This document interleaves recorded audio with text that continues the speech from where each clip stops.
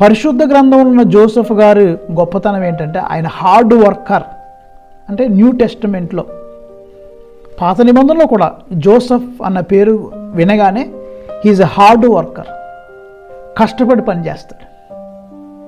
ఇదే విషయం మన chief minister, Tamil Nadu chief minister Joseph Vijay గారి గురించి కూడా చెప్పాలి. He is also hard worker.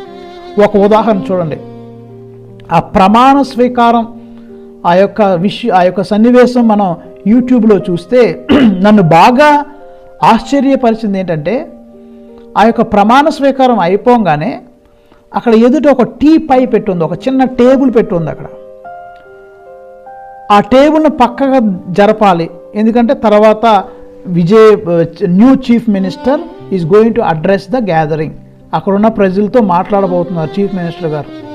మామూలుగా ఏం చేస్తాం, చీఫ్ మినిస్టరే మోసుకెళ్ళిపోతాడా ఆ టేబుల్? అవసరం లేదు. కానీ ఆయనలో ఉన్న కష్టపడే మనస్తత్వం, ఆయనలో ఉన్న సింప్లిసిటీ, ఆయనలో ఉన్న హ్యూమిలిటీ, ఆయనే ఒక ముగ్గురు ఆ చిన్న టీ పై, ఆ చిన్న టేబుల్ను మోస్తుంటే విజయ్ గారు కూడా, కొత్త చీఫ్ మినిస్టర్ గారు కూడా ఆ టేబుల్ను మోస్తూ ఉన్నారు.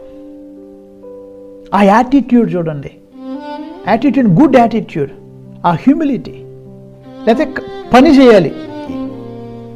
అబ్రాడ్లో అలాంటిది నేను గమనించాను. జర్మనీ దేశంలో చాలామంది అలా చేస్తూ ఉంటారు, ఎక్కువ తక్కువ లేకుండా.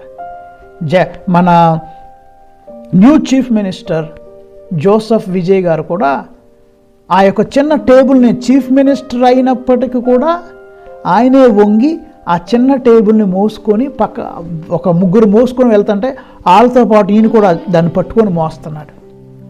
ఇది మనందరం నేర్చుకోవాలి ప్రియులారా. అది ఏంటంటే అది హార్డ్ వర్కింగ్ నేచర్, కష్టపడాలి. పరిశుద్ధ గ్రంథంలో కూడా నిర్గమకాండంలో మోషే దైవ పిలుపు రావటానికి ముందు ఎర్ర టెండలో గొర్రెలను కాస్తూ ఉన్నాడు. దేవుడికి కష్టపడే వాళ్ళంటే చాలా ఇష్టం. God loves hard working people. Since chief minister Joseph Vijay is a hard worker, I think God selected him, God chose him to lead his people in Tamil Nadu. ఆయనలో గర్వం లేదు, అహంకారం లేదు, చాలా సింపుల్గా, హంబుల్గా తన పని చేస్తూ ఉన్నాడు. ఈ లక్షణం కూడా మనందరం, మరి ముఖ్యంగా యూత్ వారు కూడా నేర్చుకోవాలి ప్రియులారా.